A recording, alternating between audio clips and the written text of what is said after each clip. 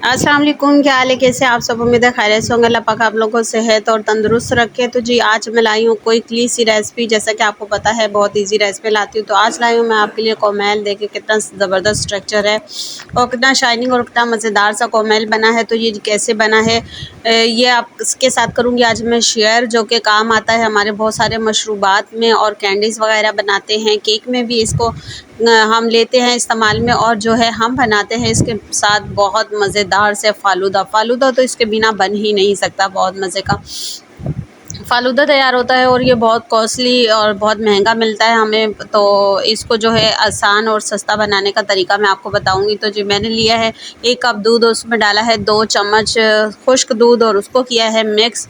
इसको मिक्स करूँगी और डालूँगी प्लेन में। इसको करूँगी मैं अच्छी तरह से बॉयल, और बॉयल होते ही मैंने इसके अंदर डाल दिए हैं 4 चम्मच चीनी के।